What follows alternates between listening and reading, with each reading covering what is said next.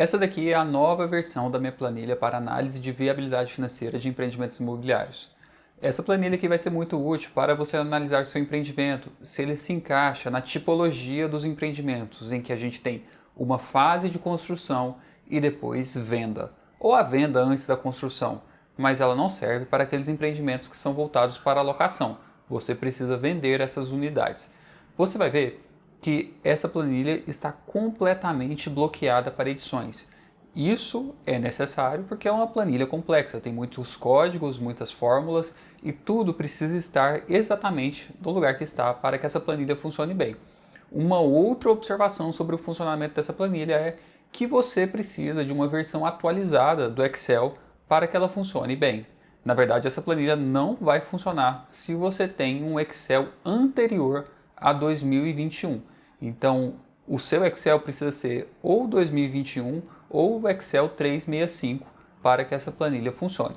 Bem, eu vou passar aqui com você por todas as telas de preenchimento e também pelas telas de resultado, e aí a gente vai entender o que dá para ser produzido por meio dessa planilha. Aqui na primeira tela, nós vamos configurar a aquisição do terreno. Nós precisamos inserir um valor para a avaliação da propriedade e então a gente insere como é que a gente vai fazer essa aquisição. Pode ser por meio de uma permuta financeira, uma permuta física ou um pagamento financeiro. Nós vamos ter que inserir a cada etapa qual que é a incidência sobre o valor total dessa tipologia de negociação. Por exemplo, você pode se comprometer com o terrenista de dar algumas unidades dentro do empreendimento mais um pagamento financeiro. Então você estaria dividindo ali a aquisição da propriedade em pagamento financeiro e uma permuta física. Permuta física é quando você dá essas unidades dentro do próprio empreendimento. Permuta financeira é quando esse terrenista, se torna seu sócio durante toda a vida do empreendimento. Quando você for fazer essa distribuição de incidência sobre o valor total, eu recomendo que você tome cuidado na incidência que você vai lançar sobre o pagamento financeiro. O valor a ser pago, ele é calculado como sendo um percentual sobre a avaliação do terreno. Então, se você quer fazer aqui, neste caso, por exemplo, um pagamento de R$300 mil para o terrenista, você vai lançar aqui como sendo 10% e a planilha vai calcular automaticamente. Aqui você pode inserir o fluxo de pagamentos, como é que vai ser o pagamento que você vai fazer por essa propriedade. Na próxima tela, nós fazemos a configuração da obra e eu coloquei aqui vários recursos interessantes nessa tela. Primeiro, você vai inserir qual é o valor total da obra. Para efeitos de viabilidade financeira, eu estou interessado somente no cronograma de desembolso da sua obra. Não é tão interessante ou não é tão importante para a gente aqui neste momento saber como é que é o cronograma físico da obra, somente o cronograma financeiro. Então você vai inserir aqui qual que é o valor total da obra, qual é o mês de início da obra e qual é a duração. Então você pode iniciar a obra no mês 12 e fazer uma obra de 24 meses. A planilha se ajusta automaticamente. E eu inseri aqui alguns modelos pré-definidos para o andamento da obra, que seria uma curva linear, que é todos os meses se comportam da mesma maneira sobre a ótica financeira. Inclusive a gente tem um gráfico aqui do lado mostrando como é que isso funciona. Então essa linha em azul seria a linha da evolução da obra e a linha em amarelo seria a linha do custo da obra, como é que está se comportando o custo acumulado da obra. Então, como a evolução é linear, o custo da obra também é uma reta crescente de inclinação constante. Eu coloquei aqui o invertido, que é a sua obra ela começa sendo mais barata, existe o pico de obra, que é na metade do período, e existe então uma decrescente até o último mês de obra. E o custo acumulado da obra tem esse formato de uma curva S. A gente tem aqui a opção ainda de uma curva exponencial, em que a evolução da obra caminha mais ou menos parecida com o custo acumulado da obra, e também você pode inserir esses valores. Aí você vai colocar aqui se os primeiros meses de obra são mais baixos e ao longo dos meses isso fica mais caro, ou se tem uma parcela mais alta lá na frente. Junto com a sua experiência profissional, você vai conseguir escolher qual é a melhor curva de evolução de obra sobre a ótica financeira. Eu acrescentei aqui nessa planilha a possibilidade de você inserir o financiamento bancário da obra, que é, por exemplo, quando você contrata um banco, tipo a Caixa, o Santander, o Itaú, para financiar a sua obra. E aí, geralmente, eu até coloquei essa observação aqui, geralmente os bancos não financiam 100% do seu custo de obra. Então, quantos por cento serão financiados pelo banco? Neste caso aqui eu coloquei 80%. E aí você insere qual que é a taxa de juros mensal sobre este financiamento e agora você insere quantos meses o banco demora para te fazer o repasse. Geralmente eles não fazem em tempo real, na medida em que acontece o desembolso, mas se você quiser, você insere aqui. O que isso significa? Você teve o seu desembolso, o banco foi lá na obra, fez a medição de evolução, a medição de andamento, e então ele vai te fazer o repasse. Ele demora quantos meses para fazer o repasse, contados a partir do mês do seu desembolso? Por exemplo, ele pode demorar aqui 60 dias. Você vem aqui e insere 2 meses. A planilha vai deslocar para a gente aqui embaixo a coluna do financiamento. A coluna do financiamento fica deslocada 2 meses sobre a coluna de valor de obra, da mesma maneira lá no final. E aí a gente calcula então qual que é a diferença entre o nosso custo de obra e o que o banco está aportando. Nessa coluna aqui de financiamento está sendo inserido 80% do valor da obra e aqui na coluna de capital próprio está inserido também o custo financeiro que você precisa pagar mês a mês. Então, neste exemplo aqui, o que você vai ter que aportar neste projeto é somente a diferença entre as duas coisas, mas a gente vai ver lá na frente que isso ainda vai ser reduzido por meio das vendas. E é justamente essa tela que a gente entra agora, na terceira tela em que a gente configura a venda das nossas unidades. O que é importante para a gente aqui nessa tela? Somente a quantidade total de unidades e o preço médio de vendas. Ah, Daniel, eu tenho apartamentos que são mais caros, apartamentos que são mais baratos, lotes de esquina, lotes de meio de quadra, casas que são maiores, casas que são menores dentro do meu empreendimento. Não importa. O que a gente precisa aqui na viabilidade financeira é somente o valor geral de vendas, o VGV, que é você pegar por quanto você vai vender essas unidades em preço médio. Quantas unidades são e o preço médio de vendas. A gente vai fazer a multiplicação entre esses dois números e vai trabalhar com isso na nossa viabilidade. Olha só, então, o que a gente tem aqui? Número total de unidades e valor médio à vista. O valor médio à vista é o valor pelo qual você venderia uma unidade à vista, que é o cliente entrou no seu estande, fez o Pix e você transfere a escritura. É sem juros, é realmente o valor à vista. E se você costuma dar algum tipo de desconto para os seus clientes fazerem a aquisição à vista, seja aqui o mais realista possível. Você então vai dividir a venda das unidades em 4 perfis diferentes ou somente em alguns deles. Então eu vou vender algumas unidades no meu lançamento. O que isso significa? Algumas unidades eu vou dedicar para serem vendidas com algum desconto e alguma condição financeira especial. Então eu posso dizer que eu vou iniciar as minhas vendas no mês 18. Para este perfil de vendas eu vou precisar de 6 meses de trabalho junto com a minha equipe de vendas e eu vou vender neste meu lançamento 25% do total das unidades com um desconto de 5%. Aqui embaixo eu vou fazer a descrição do meu modelo de vendas, como é que eu vou fazer o parcelamento dessas unidades. Se vai ser um tanto em parcelas de entrada, algumas parcelas mensais, algumas parcelas semestrais ou anuais.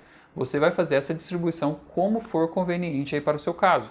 Neste nosso exemplo aqui, já está pré-preenchido como sendo 3 parcelas de entrada, 120 parcelas mensais, 24 parcelas semestrais e também 10 parcelas anuais. Acaba que tem um errinho de preenchimento aqui, que é relevante, e a gente está somando mais de 100% no valor dessas parcelas. A gente pode reduzir aqui para, por exemplo, para 50% e 10% as parcelas semestrais. A gente tem aqui calculado para a gente automaticamente o valor da parcela segundo o sistema de amortização Price e nós temos a opção de escolher um último mês para o recebimento dessas parcelas, como se fosse uma entrega das chaves. Quando você constrói um prédio, todo este prédio fica pronto no mesmo período. Então, naquela data, você vai receber todas as entregas de chave, todas as parcelas que estão pendentes, porque os clientes precisam buscar o financiamento bancário. Você pode, então, por exemplo, falar que você quer finalizar todos os seus recebimentos daqui a 10 anos, no mês 120. Então, você preenche aqui 120 em todos esses perfis. Aqui ao lado, nós temos um gráfico descrevendo a curva de vendas das nossas unidades, como é que está o nosso ritmo de vendas. Agora, na última tela de configuração, que são configurações gerais, a gente vai inserir alguns dados administrativos e comerciais sobre o nosso empreendimento. Primeira coisa, como é que é feito o comissionamento dos nossos vendedores? Nós vamos pagar a comissão sempre à vista, independente da maneira como as unidades são parceladas, ou nós vamos pagar de acordo com o fluxo da entrada. Se o cliente parcelar a entrada em 3 vezes, o corretor vai receber a sua comissão também em 3 vezes. Você descreve aqui qual que é esse percentual. Depois, quanto você vai investir em marketing no seu empreendimento para fazer o seu lançamento. Por exemplo, muitas empresas investem 2% do VGV. Você pode ainda inserir aqui um valor personalizado. E você digita aqui quantos R$ 1.000 você vai dedicar para o marketing do seu empreendimento. Qual que é o mês de início do seu marketing, quantos meses dura este período de investimentos. Aqui embaixo você vai inserir a distribuição do seu marketing. Configurações administrativas. Qual que é o custo de capital próprio? Essa aqui é uma taxa muito importante. A sua TMA. A gente usa esse custo de capital próprio aqui para fazer o desconto do fluxo de caixa, porque a nossa análise é feita a valor presente. Qual que é a data base? Quando é que você considera como sendo hoje o mês zero no seu empreendimento? Né? Aqui a gente está em 27/8/2024. As despesas administrativas, que é um campo que eu acho muito interessante, que é assim, seria como se você estivesse sendo contratado para fazer a gestão deste projeto e você vai ser demitido em tal data. Você escolhe qual que é a sua data de demissão. Pode ser uma data personalizada, que seria, por exemplo, o mês 12 aqui, o mês 24, você escolhe essa data. Ou então, pode ser no término da obra. Assim que a gente concluir essa obra, a sua empresa será demitida e a sua empresa somente existirá se você conseguir uma nova obra para trabalhar, um novo empreendimento dentro da sua empresa, o que é uma questão bastante real. A sua empresa só se manterá viva se você tiver empreendimentos sucessivos. Se o seu empreendimento acabar, a sua empresa acaba também. Aqui, uma taxa de administração de obras, por exemplo, 15% sobre o valor da obra. Uma taxa de administração de carteira. Essa taxa aqui, para administração de carteira, é muito comum de ser cobrada nos empreendimentos do tipo loteamentos. Como o parcelamento é muito longo e não existe instituição financeira intermediando a vida com o cliente, todo o recebimento é feito por meio do loteador, da pessoa que oferece o crédito. E aí, como a gente reúne na nossa estrutura investidores, alguém precisa fazer o trabalho de receber essas parcelas mês a mês. E geralmente, essa pessoa que presta esse serviço, ou essa empresa que presta esse serviço, cobra ali 5%, 8% sobre o valor da parcela recebida. Então, seria aqui um percentual sobre o valor da parcela. E aí, você vai inserir aqui 8% sobre o valor da parcela recebida, mas pode ser ainda um valor fixo por parcela. Por exemplo, eu cobro R$ 29,90 por parcela recebida. Isso aqui é uma negociação com o seu prestador, né, com essa empresa parceira. Se vocês não vão trabalhar nesse modelo, você pode lançar isso aqui zerado. Como é que é o seu modelo de tributação? Como é que você paga impostos? Aqui a gente tem somente duas opções, ou lucro presumido ou RET, o regime especial de tributação, válido para as incorporações imobiliárias. Se for lucro presumido, lá no fluxo de caixa já está sendo calculado direitinho, já levando em consideração aqueles impostos que são trimestrais e aquela variação que acontece no imposto de renda se o faturamento é superior a R$ 60 mil. E se for o RET, você pode escolher aqui qual é a sua alíquota, se ela é 4% ou 1%. Você vai conversar com o seu contador e descobrir qual que é esse número certinho. Aqui para o nosso exemplo eu vou deixar o lucro presumido para te mostrar lá no fluxo de caixa como é que isso funciona. Quais são os projetos e despesas iniciais? Isso aqui é o que você vai gastar no seu empreendimento antes da obra, que fica fora da obra, que te prepara para fazer a obra. Então são os projetos, as taxas de aprovação, o honorário do advogado que está preparando os contratos. O que você vai gastar antes de obra? Qual que é a data de início desses investimentos, por exemplo, mês zero, e ele dura 10 meses. Você coloca aqui 10 meses de duração. Agora então a gente chega nessa tela de fluxo de caixa, que é a tela mais importante de toda a planilha, porque nesta tela aqui nós temos a consolidação de todas as premissas. O que eu espero de uma planilha de viabilidade é a produção de um fluxo de caixa.